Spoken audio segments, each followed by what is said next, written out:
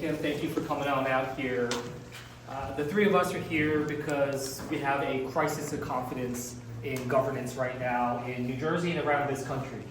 And this is something that we have to address. We saw millions of New Jerseyans go to the polls just a month ago. And regardless of who they voted for, what candidate they voted for, what they voted for in terms of the ballot was about having a government that is responsive to their needs, responsive to the concerns about affordability, responsive to the concerns that they face with their families each and every day. And that is exactly what we need right now. This effort to be able to gut transparency and accountability in our state right now, which is in the bill before this committee today, is the wrong move at this moment. That this is something that we should be having a deeper conversation about in terms of what comes next. And honestly, we need more accountability, more oversight rather than less. The efforts that are trying to gut the comptroller's office for the benefit of the SEI doesn't have to come at the expense of one or the other. It is about trying to have all the tools in our toolbox to be able to address the challenges that we face. Many of you heard me say before that 84% of people in New Jersey surveyed believe that their elected officials are corrupt, believe that our politics is broken. We need to heal and fix. And this legislation before this committee moves in the absolute wrong direction.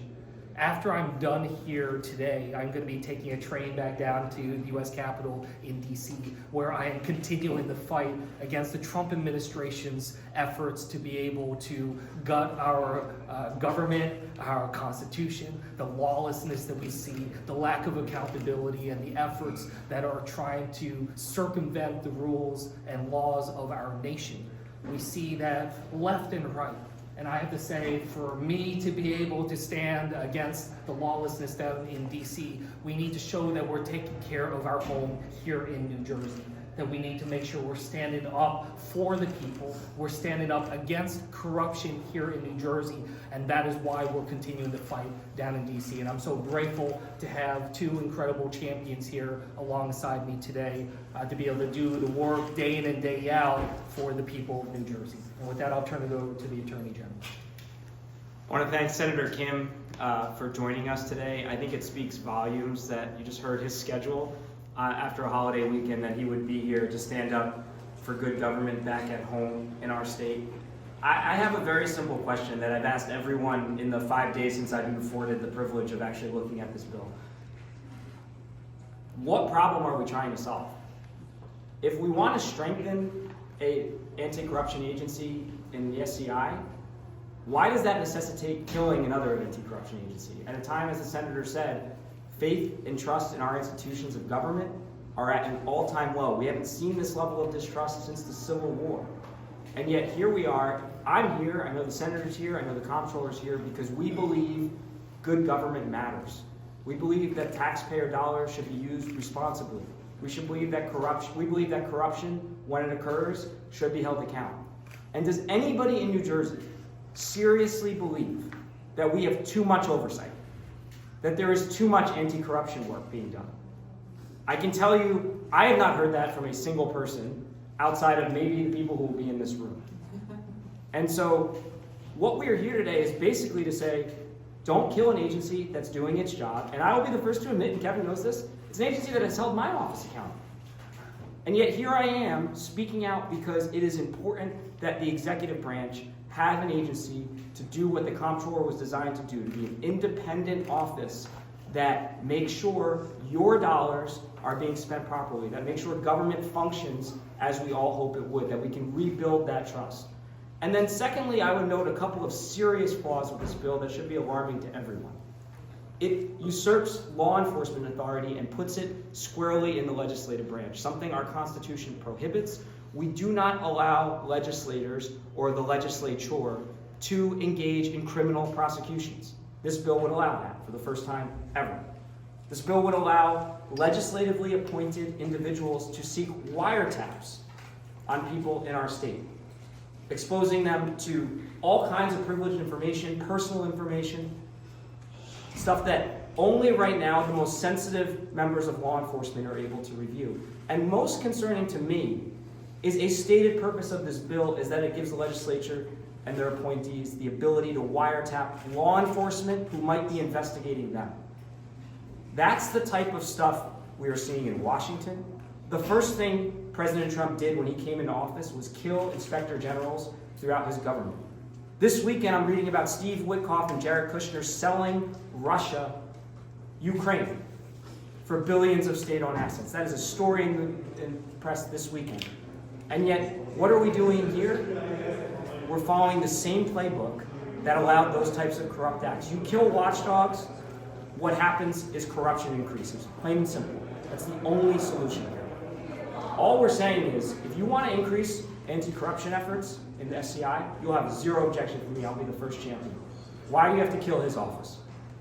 Why do you have to target law enforcement who's doing this work? Send a chill down the spine of every prosecutor and investigator who would have the guts to hold corruption to account in a state that I think we all can agree sorely needs it. I am tremendously grateful for both of these individuals for their great work. I've been proud for 4 years to serve as the state's chief law enforcement officer. I've not been afraid of taking on corruption. I can tell you honestly, it comes with a cost. It should not come with threats of your liberty. It should not come with threats like this in state legislation.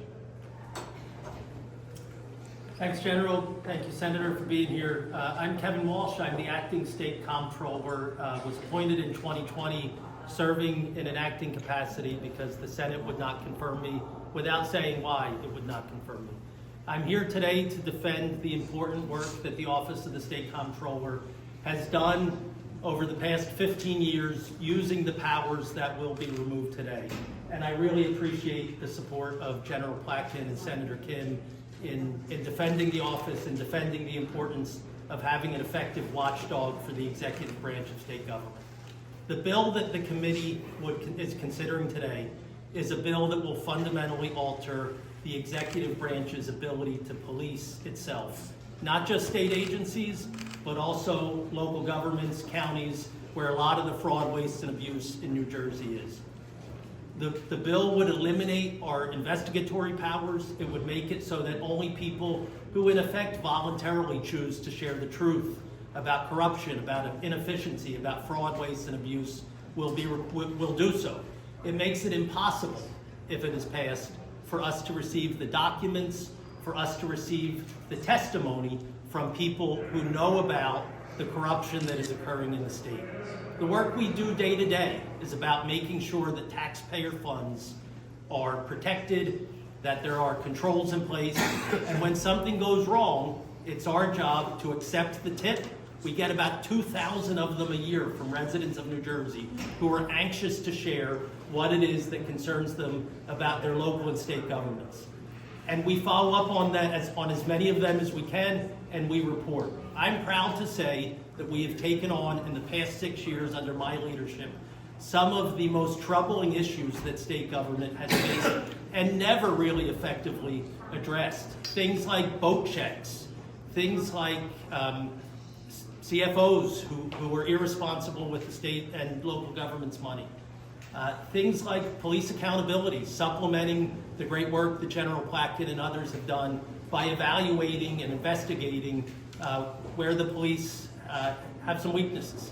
Those are the issues that we can do with investigatory powers that, if they are taken away because of this bill, which I really think is retribution for the great work we've done, if they are taken away, New Jersey will be less secure, and taxpayer funds will be less secure, and it really will be sort of going no steps forward and 5 steps back in our commitment to good government. One of the really troubling parts of this bill is that it will remove the investigatory powers from a executive branch cabinet level position, and it would do so, that is independent. That can only, if confirmed, that person can only be removed for cause. And it would move those powers to an inspector general that is substantially guided by legislative leadership's appointees, who can be removed for any reason at will.